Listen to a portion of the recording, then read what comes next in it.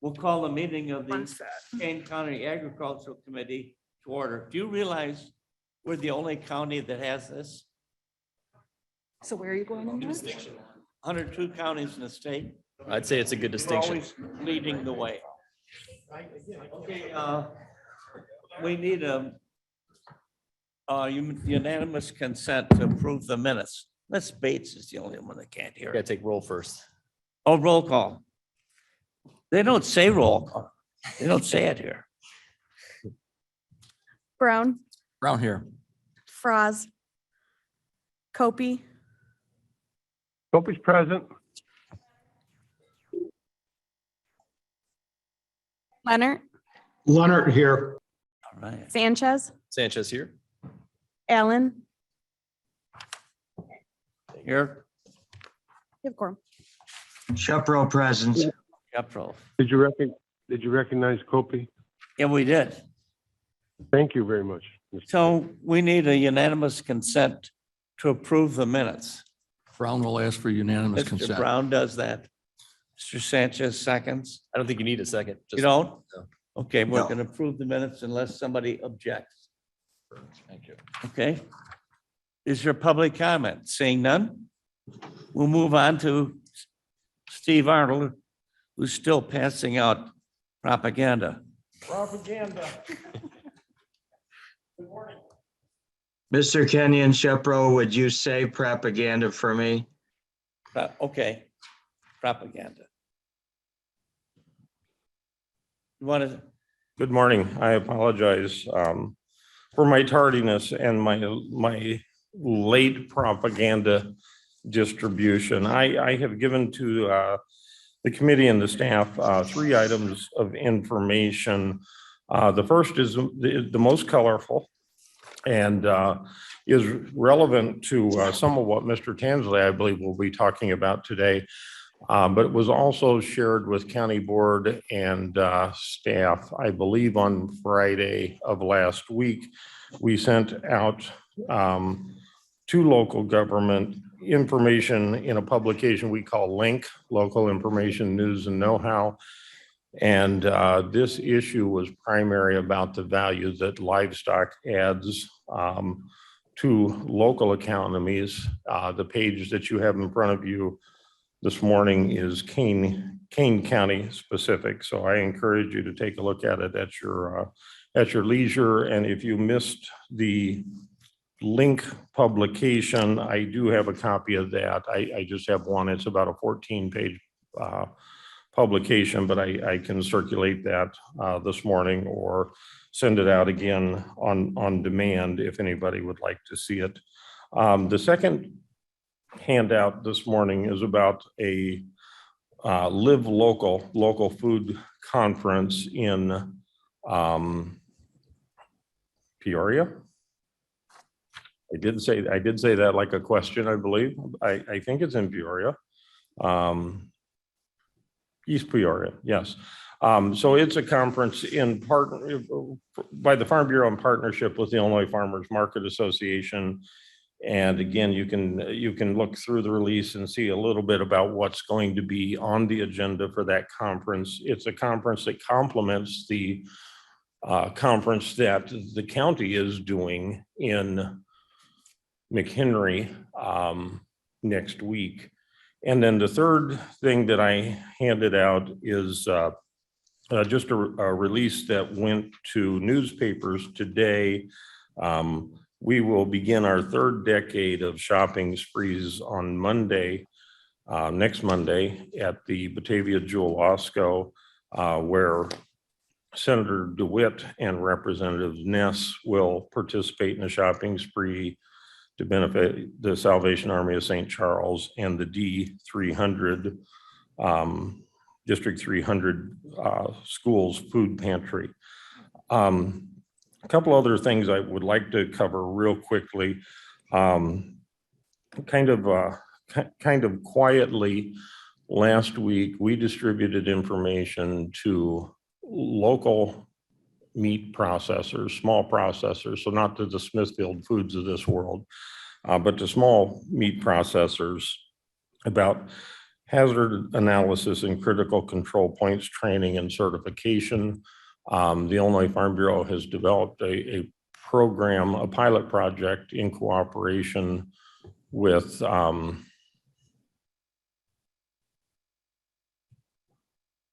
it's one of the universities in Texas, and now it escapes me which one it is. But what we're doing is offering some online training and certification in HACCP in an effort to try to encourage more small local meat processing. So we reached out to some of the smaller meat processors in Kane County, including some of the meat cutters in the grocery stores. And we're in the process of evaluating at what level these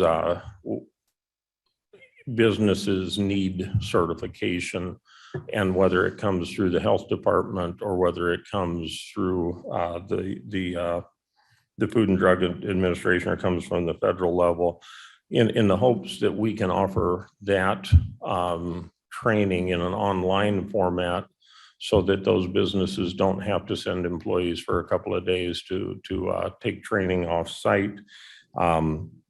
If this is successful on a statewide basis, the Illinois Farm Bureau is interested in doing it on a local basis and thinks that Kane County would be a great place to do that in person on a local basis. So I'll be talking to Matt and Janice about that after we've gone through the first line of statewide training.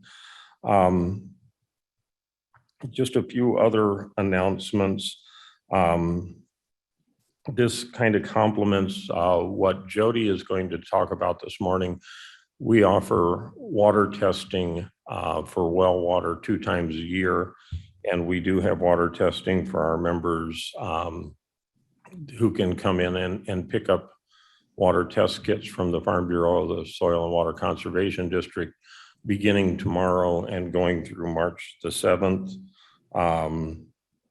We are receiving right now college scholarship applications, and we just returned from our annual Governmental Affairs Leadership Conference in Springfield, where we had an opportunity to talk about the issues in this year's session of the General Assembly that are important to farmers, and to meet with our local legislators in a statewide legislative reception.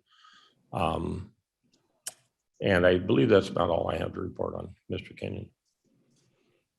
Any questions, Stephen? How was that, Mr. Brown? No, go ahead. How was the attendance at the reception? Attendance was, it was okay. I would estimate that we may have seen a third of the members of the General Assembly, and Kane County was pretty typical of that also. And excuse me. And it's difficult as everybody gets back into the swing of in-person attendance. We did not host this conference in 2021. It was a virtual conference. And when we do host this conference in Springfield, we're very aware of the fact that we are one of only a number of associations on any given evening that is hosting conferences and receptions for legislators. There were at least 3 others going on, the Illinois Bankers Association being probably the largest conference taking place at the same time as our Farm Bureau conference. I know it's a pretty, we have a lot of legislators that represent Kane County more than others. So we usually are able to see 1 or 2. And it's when we want to do legislative outreach, it's easier if they know who you are, and we've got some good people in Kane County. Linda Holmes, Castro. And that makes a difference. If you will indulge me, we are planning legislative reception for our local legislators in early April. And I've not found the source yet. But I'm actually curious as to whether the county's GIS information system could provide maps of the new legislative districts, so that when we have the public on site in April, they can get a better look at where these legislative district boundaries are drawn. Those are available and ready for you. You can look at them online right now. And if just let us know and we'll make sure we get the link to you. Thank you. You talk to Roger Farnstock, he'll shoot you to the right place. Now, Mr. Brown. Thank you, Mr. Chair. I just wanted to compliment the Farm Bureau for holding the food event at the Jewel in Batavia. I attended last year's event, and I believe, if I'm not mistaken, it was a total of just under $3,000 worth of food that the two contestants collected and donated to a food pantry.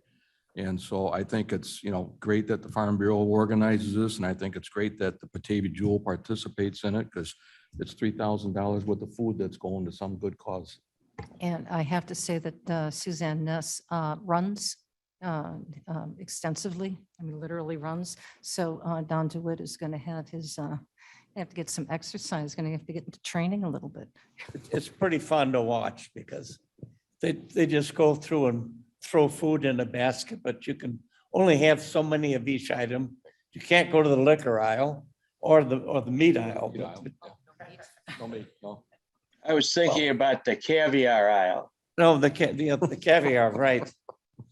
But it's really exciting to see that. I hope that we had entertainment a couple of times in the Batavia High School band or something like that. But it's a good time. We have fun giving money away, right, Stephen? That is correct. Just love it. Okay. Northern Ally Food Bank. I see the young lady there. Hello. Hi. Good morning, everyone. Yes, I just have a short update. This month we have 4 distributions in Kane County, 3 of which already occurred. We served over 1,200 households. We have 1 more distribution coming up this weekend, and so we hope to serve a lot more neighbors. We have seen an increase throughout our counties of neighbors in need of food. So we're definitely building more mobiles in Kane County. And yeah, we're always in need of volunteers. Right now, it's been a struggle with the weather. And so if you know anybody, family, friends who are either in need of food or would love to volunteer, they can go to our website and check out those distribution dates. How many food pantries do you supply food for besides? So we have over 900 partnering agencies, that it's food pantries, soup kitchens, child nutrition programs. We have over 900 partnering agencies. Chairman, I have a question. Specifically to Kane County, please. I understand that 900, that is not just in Kane County. That's who you serve altogether. Is that correct? Yes, correct. Throughout our 13 counties. Okay. But specifically to Kane, it's my understanding that due to the cost of inflation, there are more families who would necessarily not need your services are now reaching out to you because they can't afford the food. I know my own personal food bill has, by the same thing, and has gone up. So what is the impact that you have seen due to the cost of inflation? I think food has gone up, Yeah. 7%, Yes, 7 to 10%. Yeah, we've definitely seen an increase of neighbors coming out to our distributions, and we're working to build up those distributions. Sadly, at one of our current distributions that we had, we did have to turn away about 50 households, and that was because we ran out of food, and we had built it up higher. And so now we're working with our team and our mobile market team who does these distributions to increase the number of food we are providing for our neighbors, because we've seen a lot more neighbors coming out to our distributions. So it's definitely made an impact on our neighbors. I can share specific numbers with you all at the next meeting about how much more we've seen an Yeah, increase. that would be very important for us because we want to understand what areas in our counties is truly affected Yeah. so that we can pivot and try to help them. Yes, I will share that. You have the mobile truck that also goes out to areas where people can't drive, Yes. maybe the seniors.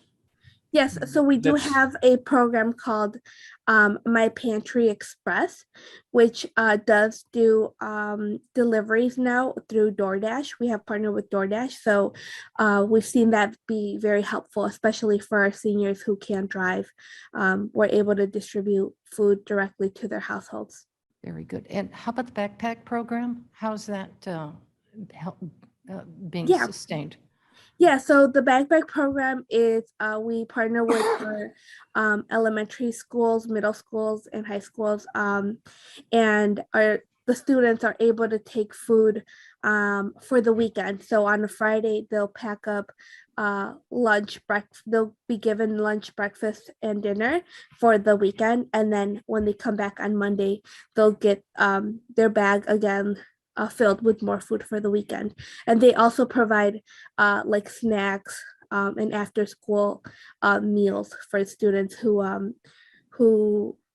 are coming from low income families or are just in need of more help. Mhm. Could you give, when next month, could you give us those numbers as well so we know Yes. what school districts are impacted? Yes, of course. Bates, please. Bates? We used to participate here in a food drive with the county. Mhm. We have to, it was a pretty big deal until 8 years ago. Well, we are speaking right now. I'm challenging you. I'm ready. I I challenge know. you back, sir. It- You Yeah, are it's a good thing to currently, do. you are the chair of currently- this. Yeah, currently we do have one of our biggest distribution that we do have in King County is at the Elgin Community College, where we serve over 800 households. We have that once a month, and then we have slightly smaller distributions throughout King County. We've been in Elgin, we will be in Montgomery this weekend, and then we've also been to the Centennial House closer to Aurora. So we're trying to get areas throughout King County. Yeah. I think Easter time is coming, so we need to have an Easter drive. Mavis Bates would like to talk. Thank you. You got a question or a comment? Just a question. So I thought that the Northern Illinois Food Bank worked mostly through other agencies, but it sounds like you're doing a lot direct to individuals. So you do both, or Yes. is that where there's not an agency that can help, or? Yes, so we do have we do both. We have direct distributions and then we have partnering distributions. So we work with our agencies to get food out to the neighbors, but we also have our direct to neighbor distributions. And so, which is great because perhaps sometimes our neighbors can't make it to our food pantry distributions, and then we provide them with the other option of those direct distributions. But yes, we do both, partnering with our agencies and then directly to neighbors as well. Okay, thanks. Yes. If there's no other questions, are you done? Yes, that's all. Shirley? Then, Thank you. we'd like to hear from, there's, who's gonna first? Jody? Are you first, or is Mark? Mr. Van Kerkhoff. Good morning. Last month, if you recall, staff did a presentation on beekeeping. and asked for direction from Development Committee and this committee for developing nuisance level ordinance for the county. If you recall, we had more people in the audience than usual. We had a good turnout from beekeepers, and they were eager to both support and assist staff in drafting a language, since they know bees and bee language better than we do. So we took them up on that, and want to appreciate Charles Lawrence, and he reached out to their network of beekeeping folks, and they actually had a meeting themselves and crafted recommendations and provided staff with additional documentation. And that all is reflected in the text amendment that you have this morning. So I want to recognize and credit them for that. Additionally, this text amendment draft went to the Kane County Farm Bureau Board. I attended their meeting. They were also supportive of this text, and want to make sure as we do this, we underscore both Kane County's recognition of the invaluable need for bees and pollination, and yet also feel that it's time for a tool that helps us in cases of extreme beekeeping, where it's actually hurting the bees and the community. So that's what these reflect. Be happy to answer any specific questions you might have on the text amendments, but following that would be asking for you, as the Development Committee did, pass this on to Executive Committee and the full board for Mr. Brown has amendment. got a question. I don't have a question. I just want to make a comment. And, when you first brought this to us a month ago, I was a little, what's the right word, skeptical or hesitant to see it because more government regulation. But having the bee community step up and work with you on this and your cooperation, your team's cooperation, I think it's probably one of the better ordinances I've seen come out, and it's just very well done. So thank you for your work on this. Well, thank you. And again, I just have to credit our beekeepers. They Right. really stepped up. I think it's a great way for community to work with government to come to a good solution. Last Question, couple weeks, I got a book in my box, and a bee book, which Jody returned to me. I loaned it to her years ago, and I forgot. It's the coolest book. Do you realize there's 20,000 different varieties of bees? That's a lot. Bees are amazing. Yeah. It's Without bees, we would not have what we have. We wouldn't have flowers. We wouldn't have pumpkins, things like that. No almonds. and every bee's got a specific job. You got your queen bee, you got your worker bees. I can't name them all, but I mean, they've all got a specific job that they do. They're really organized, like ants. It's nature is good. You do not want to be in your bonnet, though. No. Anybody else say? Any other comments? That's We have very to- bad to have a bee in your bonnet. Comment, Shepro? Shepro's got to be in his bonnet. No, but I wanted to point out that the greatest detective in history, Sherlock Holmes, when he retired to Sussex and became a beekeeper and allegedly wrote the definitive work on the segregation of the queen.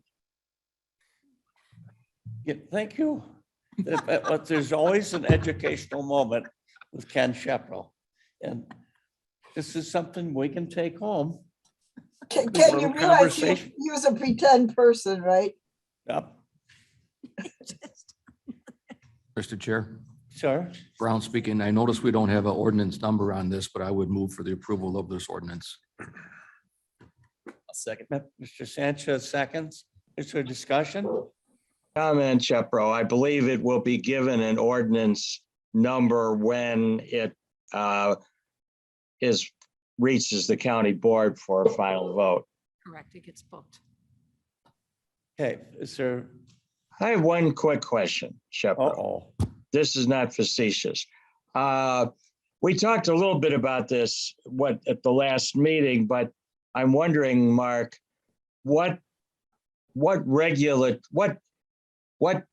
do you envision would be the workload of the development department from this ordinance when it's adopted? I don't anticipate a substantial increase in the workload at all. Thank you. You satisfied? Maybe wants to be a part-time inspector. He wants to be Sherlock Holmes and he's got Yes. a big lot. He can do bees.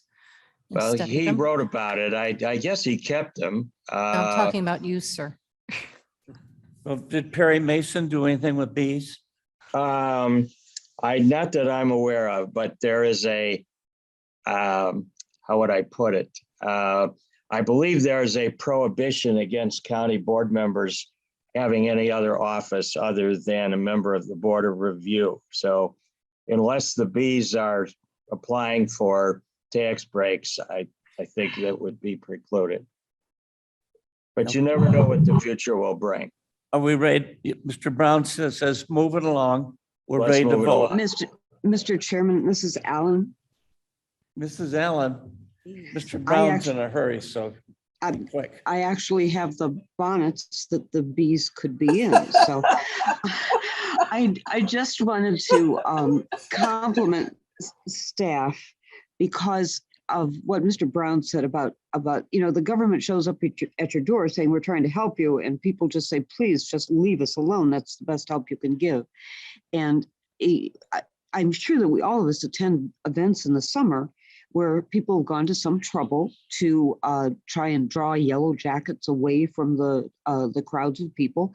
And it's possible to do that. There are those nifty glass containers, and they pull the yellow jackets in without disturbing the population at all.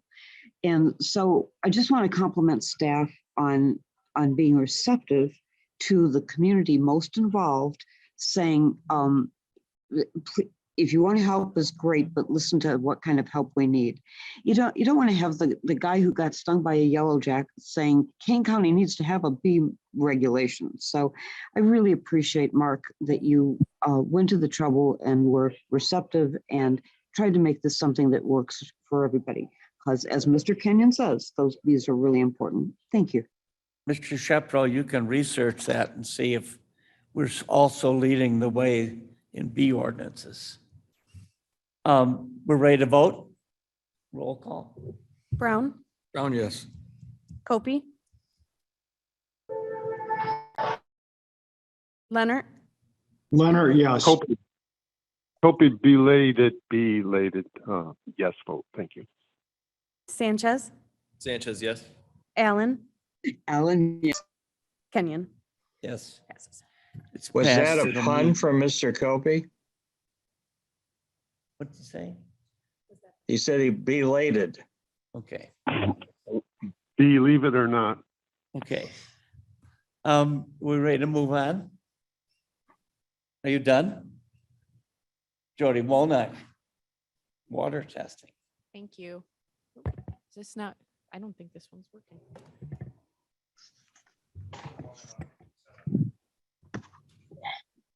Wonder who that guy is. That one's Got better. bored. Can you hear me? Yeah, good. We're excited to be here this morning to present to the committee the results from our 2021 sampling of our agricultural streams in Kane County.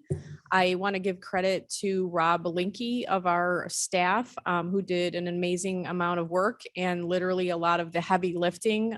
Some of the bridges we were off of were close to 20 foot to the water surface. And he was able to lift those samples out safely for us in those instances. And I also appreciate him in his work in putting together all these numbers. Let me advance my slide here. Here we go. So just as a bit of review on what we're trying to accomplish here, we have the Fox River Study Group who's doing a lot of sampling in our urban streams as well as the Fox River. However, we have a large data gap when we get to our drain tiles and our rural watersheds in Kane County. We wanted to specifically look at the nutrient loadings from those streams and tile systems and develop sub-watershed plans for our farmers that they could implement practices that would be best for their area. I want to preface kind of this data. You know, we do only have 1 year's worth of data here, but we wanted to get it in front of the committee just to give you an idea of where we're at with the collection of this information. So one of the challenges that we had in 2021 was that it was an extremely dry year. When we submitted the grant application to Janice Hill for funding for this project, we actually incorporated 14 different sample events and with the intent of doing the monthly sampling at the same time the Fox River Study Group did their sampling. And then we were going to have 2 additional sampling events that occurred during a high flow time period. But as you see from the graph in the slide, we only encountered low flows during the year of 2021. So we've submitted a grant request to Janice for funding for this coming year in light of the fact that many of our numbers are based on low flows and we don't really have an idea of what happens in high flows. This is great data. A lot of times people doing sampling don't get the opportunity to get those low flow samples. And so there is a benefit to it, but we are still missing that other subset of data. So just a map again, you can see the spots on the right-hand side in Kane County. Those are the locations of all of our sampling locations. There's predominantly on the downstream side of our agricultural areas. So let's start with a review of our findings. And this is the bioreactor that is out at the Meisner-Koren Forest Preserve. We were specifically sampling out here because we were, as of last year, the most northern bioreactor in the state of Illinois. McHenry County Farm Bureau did just install one that's further north than ours. So we no longer can take that credit. But our nitrifiers, if you recall, that remove the nitrogen out of the tile water do not operate under a temperature of less than 50 degrees. And so with being one of the northernmost bioreactors in the state, we really wanted to see how many months of the year our bioreactor was working. When you're looking at the numbers in the charts on the PowerPoint, which is in your packet, so you can see those numbers a lot better in the packet. But the grayed out numbers are the detection limit. That means that that was as low as they could detect. So the numbers that we were getting were so low that we weren't able to get a result. We've also highlighted in red the high numbers in each category. So you can quickly see what months of the year we saw the highest readings. So you'll see in this one, this is the water coming in from the tile system out there at Meisner-Koren, coming into the bioreactor on the upstream side. We're seeing about 4 milligrams per liter of nitrogen as nitrate. The second chart is the downstream end. So this is what's coming out of the bioreactor. And you can quickly see with the red line, as soon as we drop below the 50 degrees Fahrenheit, we quickly lose any effective treatment in that bioreactor. So really, it's those key summer months, June, July, August. We have an anomaly in September, obviously, and then on October, the bioreactor was basically taking the nitrate in the tile water down to 0. However, we received very little treatment during those other fall and winter months.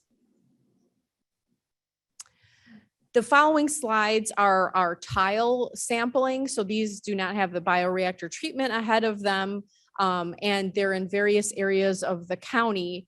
One interesting fact, and we did not know this when we selected those sites, was that all of our tile sample sites had predominantly been planted with corn. And if you recall, when we had the longer discussion about the Gulf hypoxia and the results that are coming out of some of these studies, there does seem to be quite a bit of difference in the nitrogen loading in those tile systems based on the carbon to nitrogen numbers, which is different when you have corn followed by soybeans or soybeans followed by corn. The numbers are going to vary greatly. And so we didn't get to see any kind of trending in regards to the fact that we had corn on every single one of the fields that we were testing for the nitrogen. But if we continue to test this year, it's likely they'll switch to soy in a lot of those fields. And then we'll be able to potentially see the difference with that C to N ratio. And next year, hopefully we'll see some changes. We did see quite a bit of variation and we have some theories on it, nothing that I'm going to present today. We're going to see if those kind of pan out, but our tile outlet at Romkey Road was trending upwards of 8 milligrams per liter of nitrogen in the summer. And what's interesting is that the bioreactor we just saw was at 4, almost half of what that was. And then if we go down to our next tile location, which is the Route US 30 at Big Rock, we saw similar high around 8 milligrams per liter, but then we also saw periods where there was basically non-detect of the nitrogen. So that one's kind of all over the board. That's quite a large tile system. And so we don't know if there was some surface influence on that one as well as the tile. But if we continue on to our Lasher Road tile, we see significantly lower nitrogen in that tile system than the other systems. So we've got the high ones at 8, we've got the bioreactor at 4, and then this one is trending down towards 2 and 3. And so we're going to be looking at the field practices in those areas and the crop rotation as well to see if we can find some trends in that regards. The next sampling results are on Mill Creek in the vicinity of Fox Mill. This one's actually upstream of Fox Mill in the Wasco Sanitary District irrigation plant. And this one is interesting in the fact that there's always been this discussion that septic areas are contributing greatly to this loading in Kane County. And so one of the theories that we wanted to make sure was crossed off of our rural areas was, is there a contribution from septic areas? And based on this data, there's a significant number of residential rural subdivisions that are upstream of this location on Mill Creek. And we are just not seeing the numbers that are coming to fruition, that the septic areas in Kane County are a major contributor of nutrients. The second one is actually downstream of the Wasco Sanitary District irrigation fields. This one, again, is very interesting in the fact that there's been arguments that with the irrigation area, then the nutrients are going into the groundwater and then discharging into the stream. Again, this does not prove that theory out. It's actually lower than upstream of the Wasco Sanitary District plant. And as we continue on, we're looking at Blackberry Creek tributary at Route 47. We're not really seeing on those low flow numbers any significant nutrient loading in that area. And it's pretty consistent with Blackberry Creek at Finley Road. The Union Ditch at County Line Road has a lot more of upstream agricultural areas and tile outlets that go into that. So we're trending a little bit higher in that area. And Big Rock Creek, which is that discharge from that Big Rock tile that had numbers all over the place. We're also seeing kind of numbers all over the place at the creek as well. So conclusions and future work, where are we at? The nitrogen levels sampled in the tiles obviously vary greatly. So it'll be interesting to see what kind of numbers we get in 2022. The overall nutrient levels in our rural surface water were low during during the study. However, we also were seeing very low flows. So it'll be very interesting to see if we have some higher flows this year, what kind of numbers we get for nitrogen and phosphorus. Across the board, our phosphorus numbers were very low, which is one of the major issues on the Fox River. And so what happens is that with the way our agricultural fields are with the tile systems and being tile drained, we are going to predominantly in low flow situations see nitrogen over phosphorus. Phosphorus is a lot of times contributed with soil erosion coming off the land surface and bank erosion in your streams and creeks. And because we were seeing such low flows in 2021, it's not surprising that our phosphorus levels were so low. We're also in the next step going to be starting to compare our rural numbers with the testing that was done on those same creeks for the Fox River Study Group. We also note that our bioreactor performed really well during those summer months, but the numbers quickly dropped off as the temperatures became cooler. We also concluded that there's not a major contribution from our septic areas or from our spray irrigation fields of wastewater based on, again, the low flows. It'll be interesting to see if those numbers change during a wetter period. And as I mentioned earlier, that we would like to continue sampling if there's funding available starting in March of 2022 to try to obtain those higher flow samples and different croppage on those tile systems. So I'm available for any questions. Thanks. Any questions, Mr. Brown? Not a question maybe, but a comment. I think maybe it's a good thing that you just had low flow all of 2021. Because now if you have a normal year in 2022 where you got some high flow, you'll have some real good data. Definitely. Yeah. I don't know if anybody has a rural well, but it's kind of nice to send in a sample. Just Copy, please. Copy. Mr. Copy. Good morning, Mr. Chairman. Good morning. Hey, Jody, how many years have we been doing the sampling? I know that about 20 years ago, Kane County went around and drilled some test wells, but I don't know how long has the actual nitrogen, what do you call that, a biogenerator? What was that term you used in regards to collection of data? How far back can we go with the data, and what are you seeing as a trend? We did search for similar data historically, and really of our rural agricultural surface waters, there's not any great data that's out there currently. So to answer your question, I would say we've been doing this for 1 year. The Fox River Study Group has been doing the testing on the urban section of our stream as well as the Fox River. I want to say going on to almost 20 years. So there's a significantly greater amount of data available for those surface waters in the urban area versus the rural area.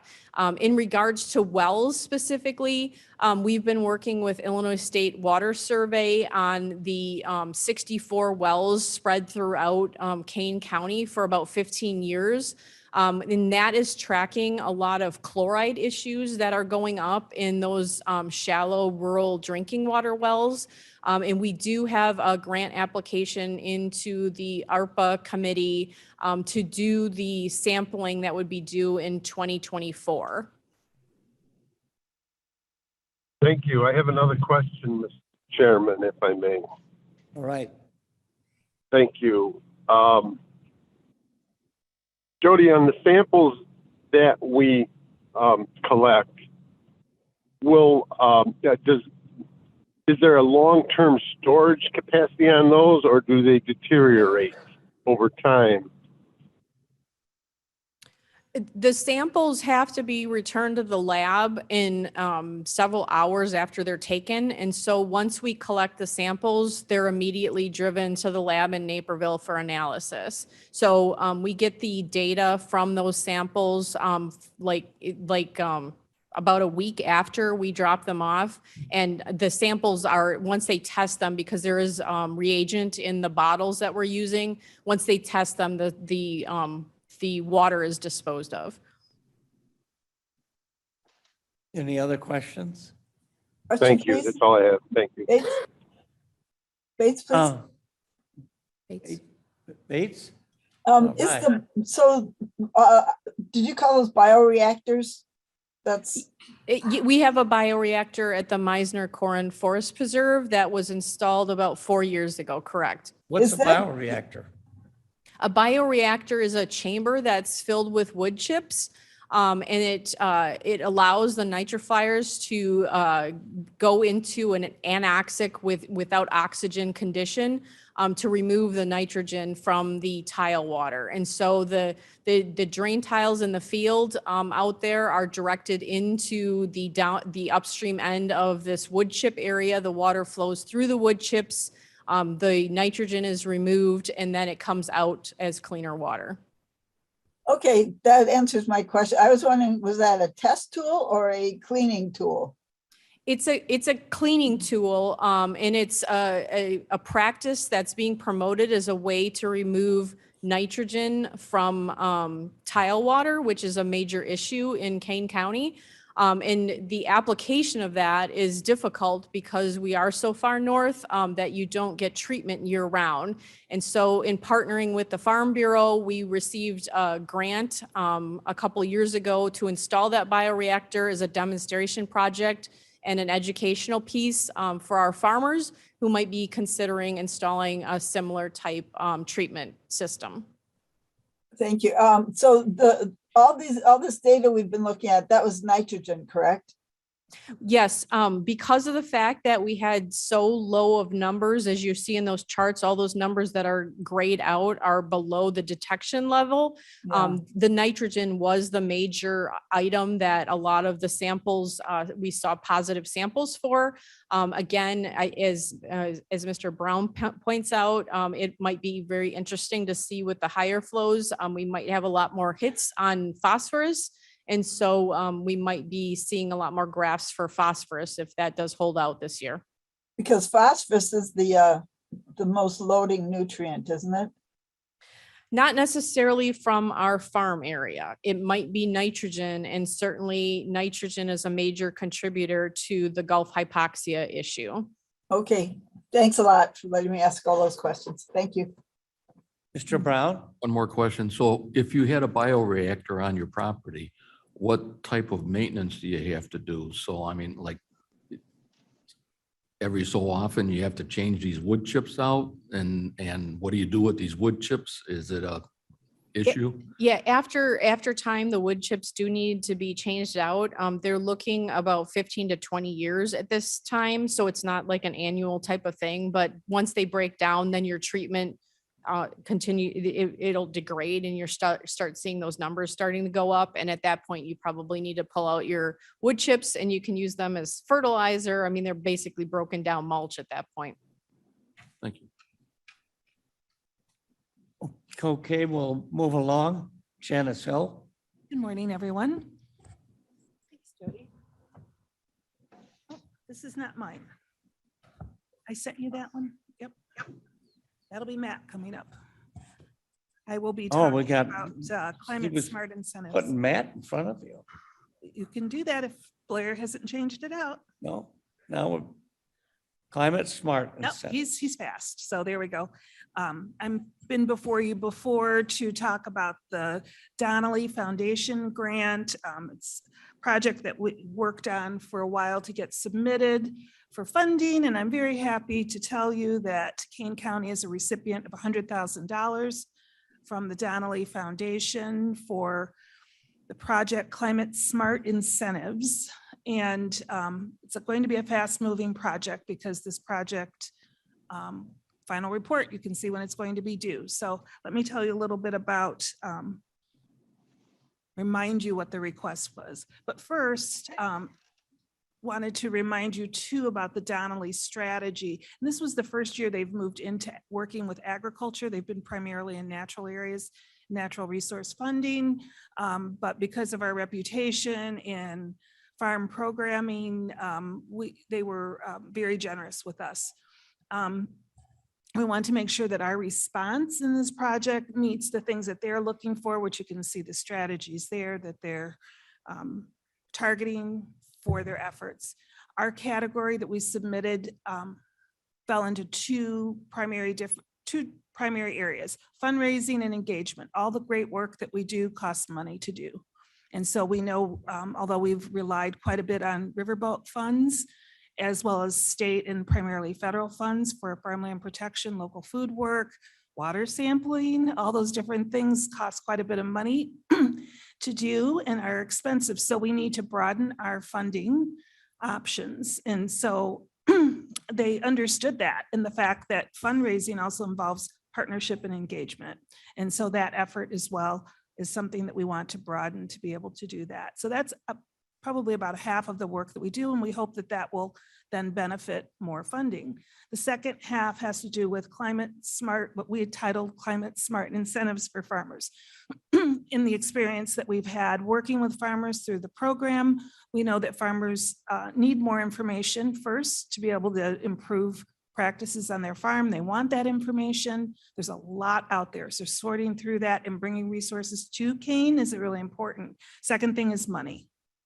So in order to have better soil and water quality, we know that farmers in our area generally are looking at two things: cover crops and nutrient management, to help have results of better soil quality and water along the line. So, and that's a solution that will work primarily in Illinois. You'll see a lot of programming on that. But the question becomes, with whom, how much, who are the partners, and how do you shrink that cost so that it's affordable for farmers? That is the question that we would like to examine for this project before we create any kind of program formally.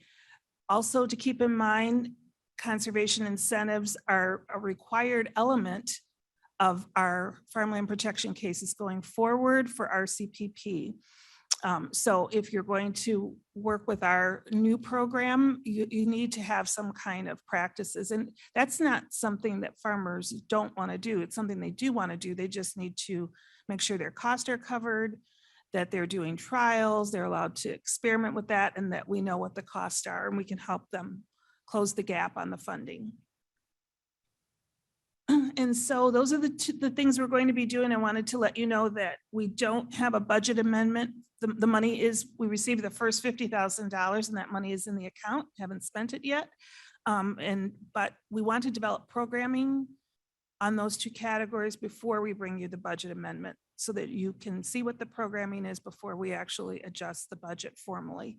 And we were in that process right now. There's a lot of educational events as well on these topics right now. This is the announcement for Soil Health Week coming up, and have the link there if you're interested. And then also an important event coming up for Northern Illinois farmers.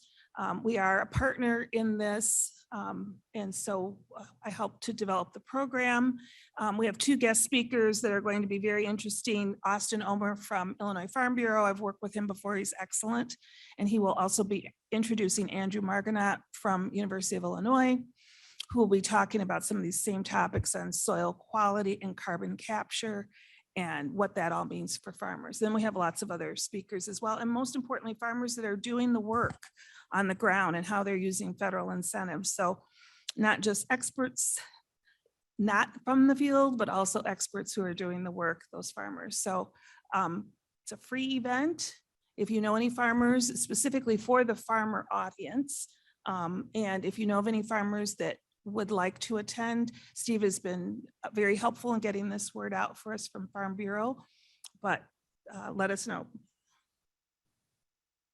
Are there any questions or comments? Bates, please. Okay, Mavis? So I got a little confused, Janice. So we're gonna get $100,000 and we're going to give that to the farmers to help them with the cost of cover crops and things like that? Is that kind of the plan? Well, probably not all of it will go directly to farmers because half of it will be for fundraising and engagement. So that will be, we'll work with consultants to develop a fundraising program for all of the work that we do. That will include all aspects of fundraising from the smallest. We've talked about crowdfunding here before, as well as corporate incentives and contributions.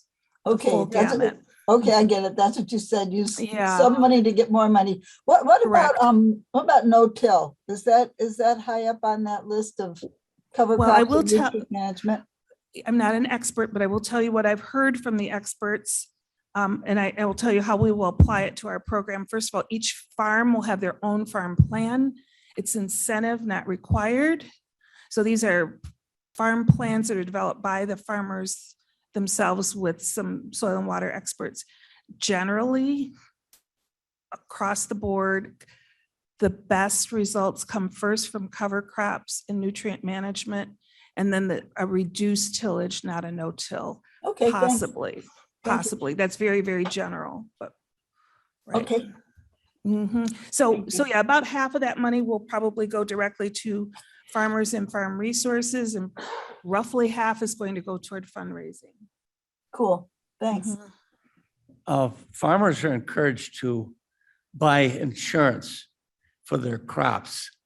And if you plant a cover crop and you get your application in soon enough, you might get $5 an acre, which is given to your insurance company. So it doesn't go directly to farmers, but it helps us with our bills.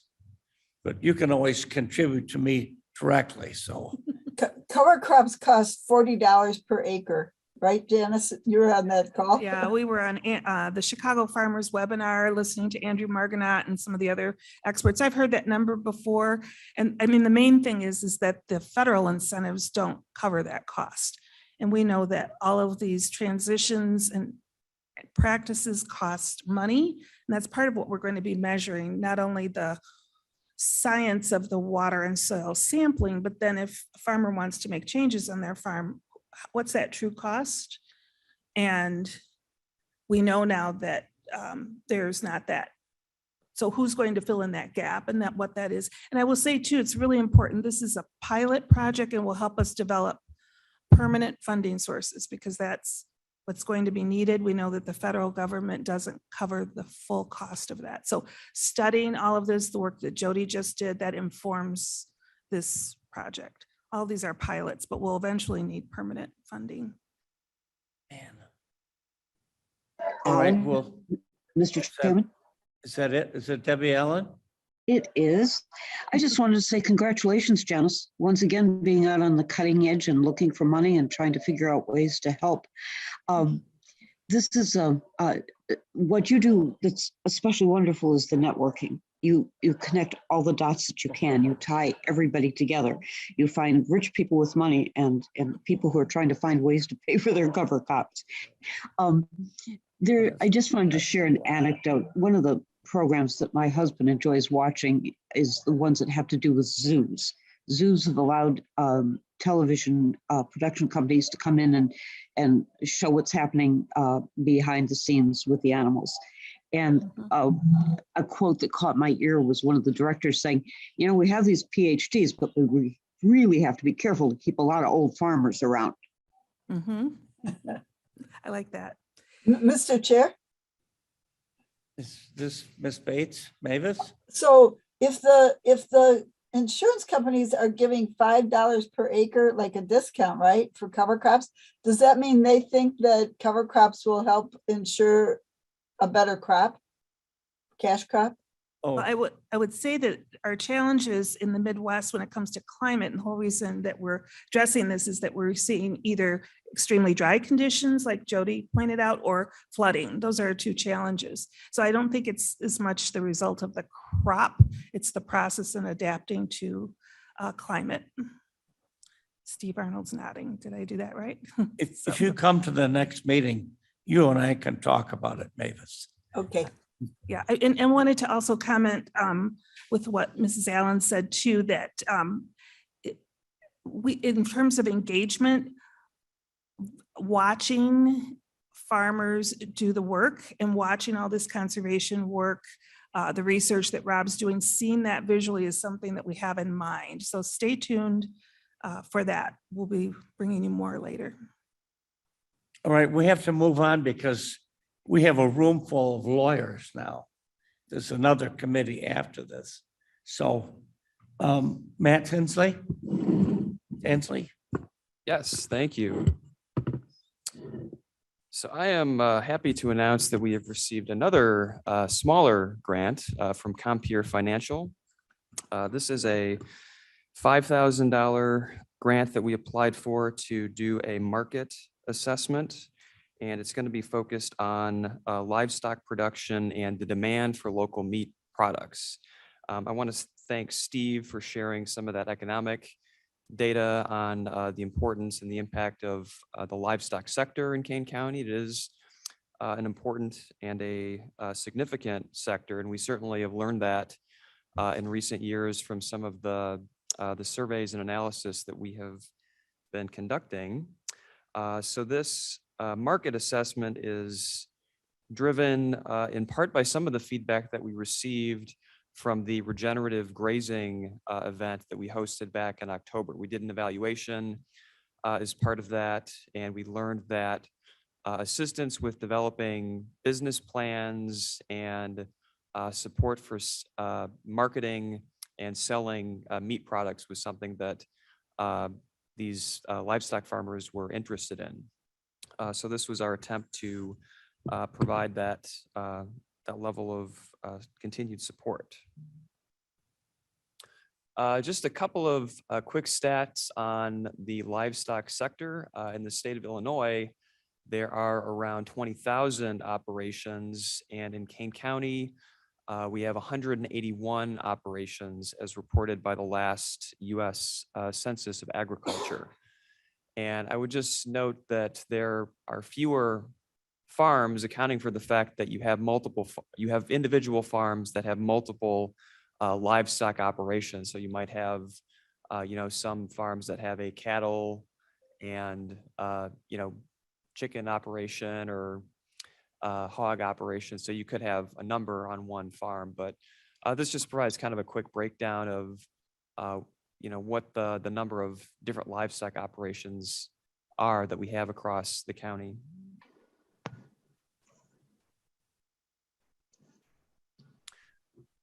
We have seen a number of challenges faced by livestock operators. Some of those have existed before the pandemic. Certainly we have a number of smaller scale operators in Kane County, and certainly it can be challenging to compete with the large commercial operations and all of the resources that they have to operate at smaller margins. Another interesting fact that looking at grass-fed beef specifically, that 75 to 80% of sales in the U.S. is from imported product. These were some findings that we gleaned from the Pasture Project that looks at this very in depth.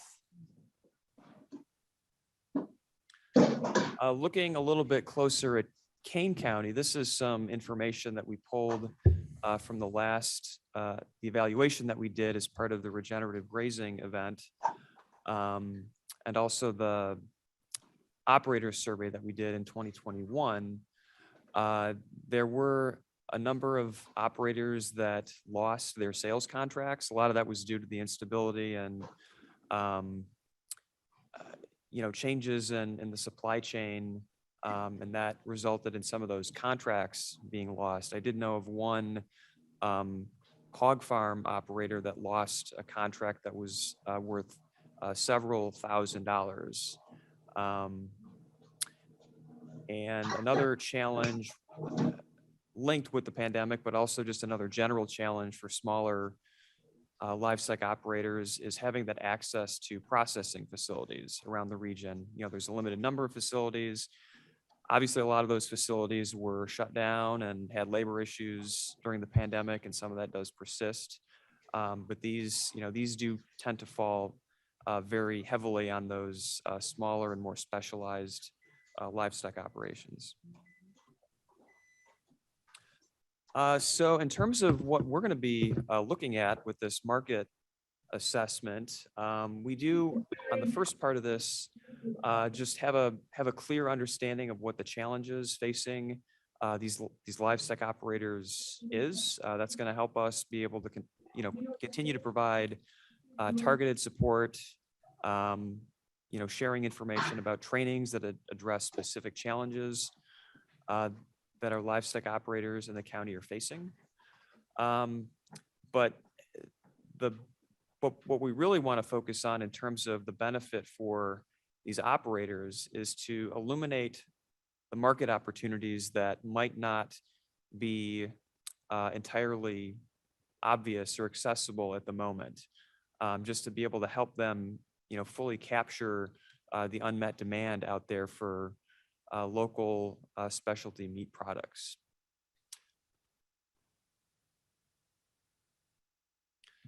So we're going to follow our the traditional approach that we take with similar projects that we've undertaken in the past. We're going to seek proposals from consultants that would be qualified to provide this type of analysis and engaging farmers to get their feedback and do the appropriate survey and assessments of the market for local meat products. And so the output of this is going to be a report in the form of this assessment that we're going to make available to the county's livestock operators, and hopefully will be a resource to them to better grow and support their businesses.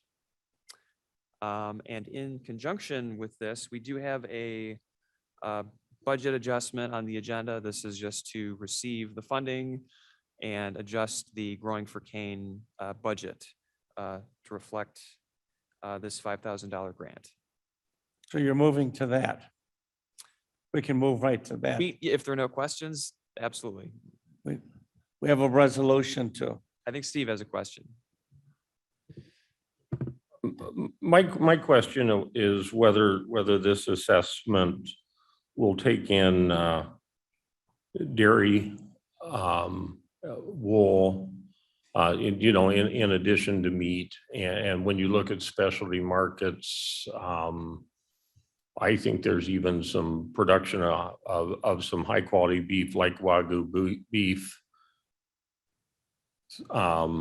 That's occurring and maybe occurring on dairy farms.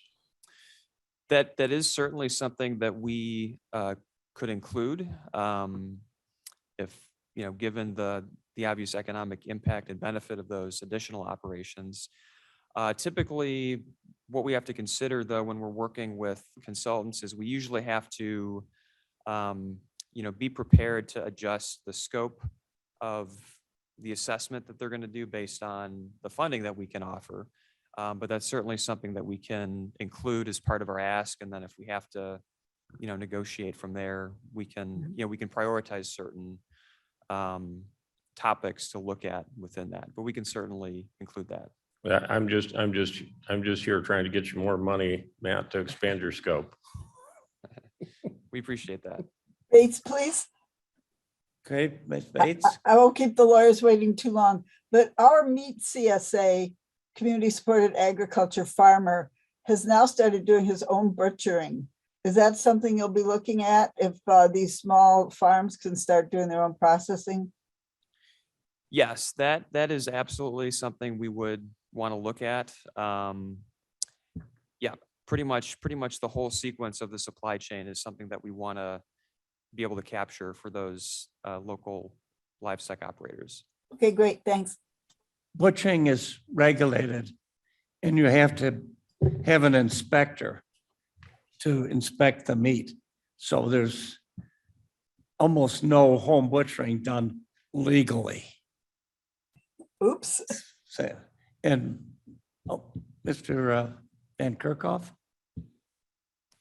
Yeah, I'll just note as I did a development committee, one of the tasks we're looking at this year with our zoning ordinance is to take a fresh look at what is listed as permitted and special uses in the F1 and F2 districts, to refresh those and bring them up to date in terms of what the needs are for our local food growers and producers, and make adjustments in our zoning ordinance that might allow for